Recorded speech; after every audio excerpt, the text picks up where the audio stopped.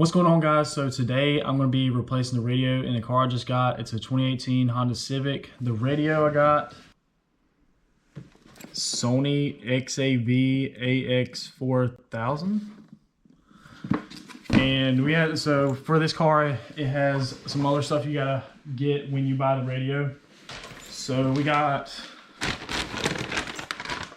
this. It's like a little mount kit.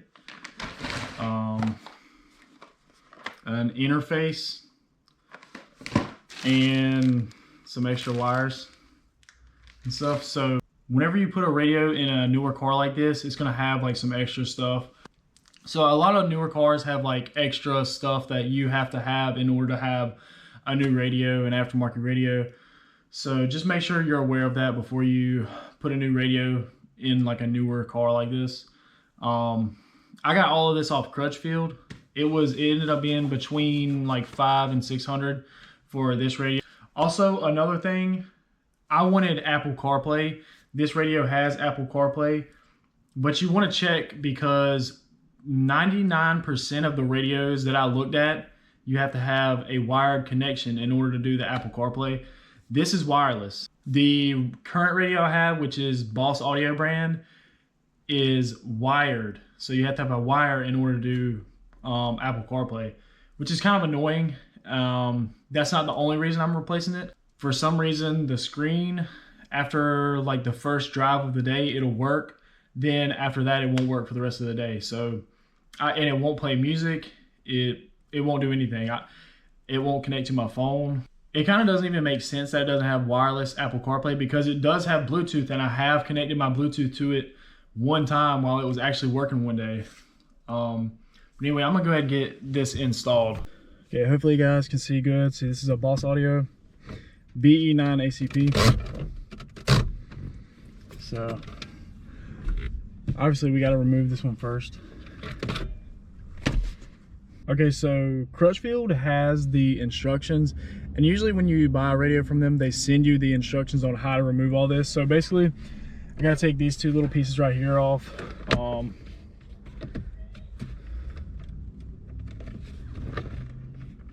Anytime you're taking pieces like this off, I usually break them, so I try to be careful. They got these little, newer cars are not that bad. This car's pretty new. So basically I'm pressing this outwards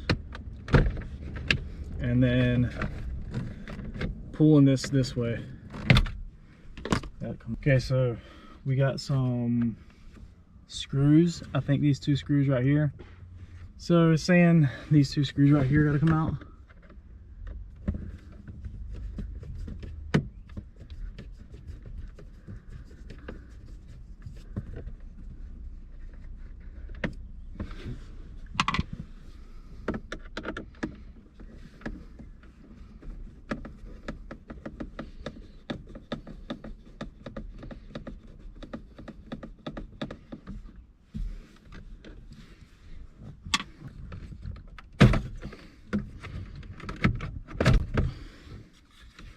Okay, there's two screws down in here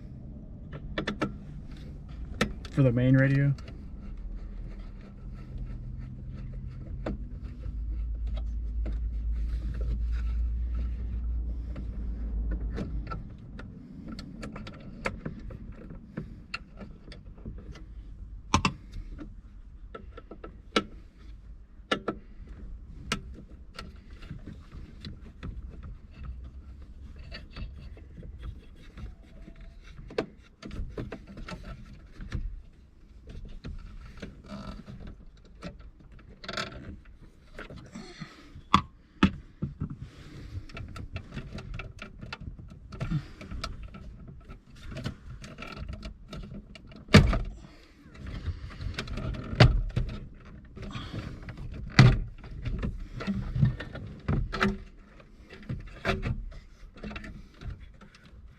Alright guys, so yesterday I ran into some issues with the wiring and my battery's about to die, so I turned the GoPro off. So I turned my GoPro off so I could figure out the wiring and not kill the battery.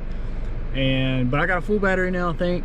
So I'm actually having some trouble with the volume knobs on the steering wheel controls. So I got it to work before I put it in, and then I put it all back together, and now it's not working again, of course. So there's a couple wires in there you can switch on this particular radio. It's like a connector. Got two connectors, one male, I can't remember, but I plugged it into one, it didn't work. I plugged it into the other one, I got it working. So I think I'm gonna swap it back to that other one now and see. There's like a special procedure you'll see when you look up the on Crutchfield. Crutchfield has the instructions when you buy the product. Let me start taking this apart again. So just like we did yesterday, I'm gonna push this way, kind of, and then kind of just pull this straight back.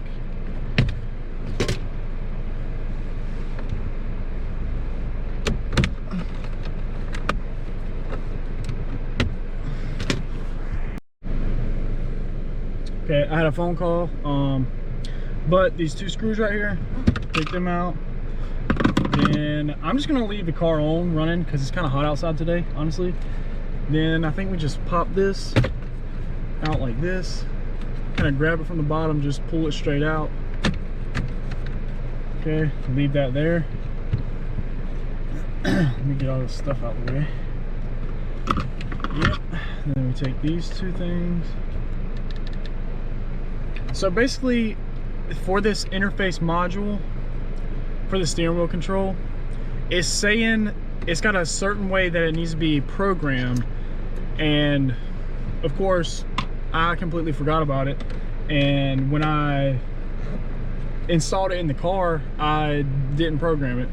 So it could be because of that. So I'm gonna try to unplug it and plug it back in and then see what happens, because that's how I got it to work yesterday. And then after that first time it worked, I put it back together, it quit working. So now we're gonna pull this. That's great. Okay, yeah. She is in there. That thing is in there. Okay.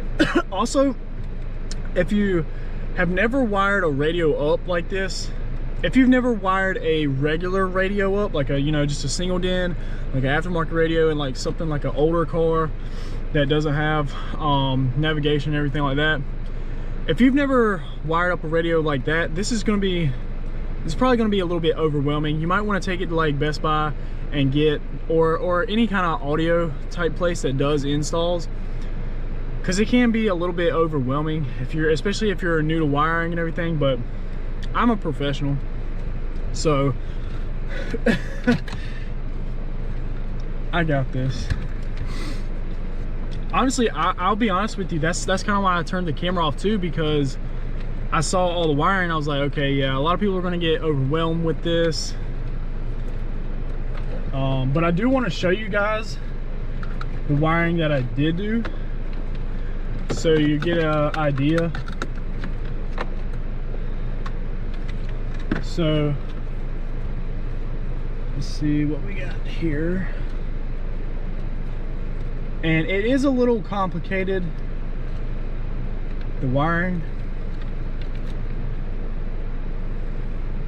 Alright, so the interface I was talking about, this is the steering wheel control like interface. They're saying it's got a green LED in here. I can't even see it now.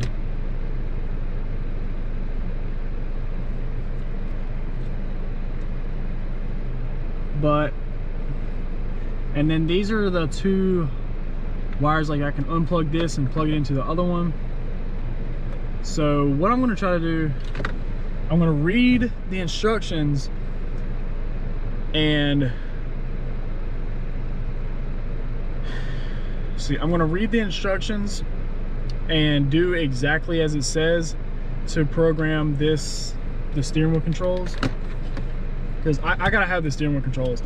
These little buttons down here, like, they're okay. I do like them. I wish there was a volume knob, but there are volume buttons and skip buttons.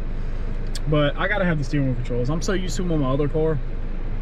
I gotta have them on this. If this was like a race car, it'd be okay. But this is my daily. I want it as convenient as possible. That's just how I am. I like everything to be kind of as convenient as possible, honestly. And this is not, I know this is not neat at all. This is kind of like it looks like a rat's nest. So let me bring you in here closer so you get a good look. Okay. So I know it looks terrible. I need to tape it, whatever, I'll get there eventually. Okay, so basically with this radio, this is your GPS navigation. It goes here. All right, you got, this is for the factory antenna. This is the microphone, this one right here. This is for the steering wheel controls. So it goes into this harness to this interface and everything. And also there is a little piece somewhere, I believe this is also something for the steering wheel controls. This kind of integrates with the harness and everything. So when you're doing a wiring harness like this, the best thing to do, some of them are labeled, but majority of them, like some of these are labeled like front speaker right positive, front speaker right negative, and stuff like that. So basically all this is going to be in the wiring diagram that comes with the radio and the wiring diagram that comes with this interface. So you got two different diagrams. You kind of got to figure out what goes where, but a lot of it is color coded. But yeah, so the first thing I did,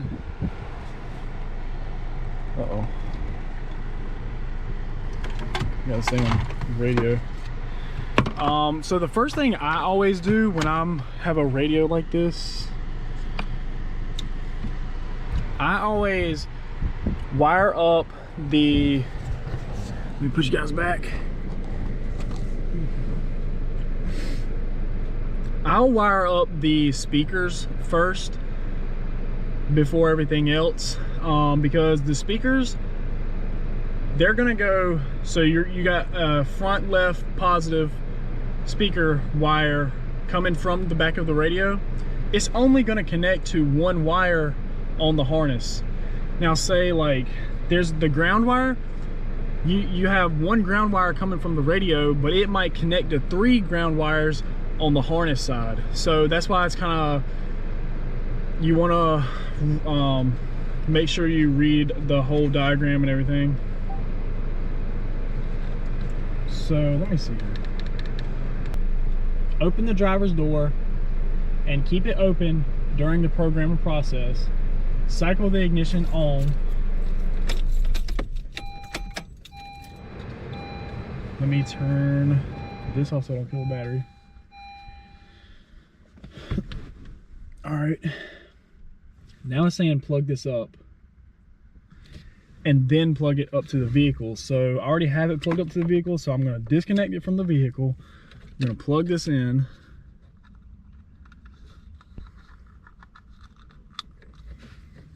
Plug it up to the vehicle. Now, after I plug it up to the vehicle, it says locate the volume up button and press it basically once every second.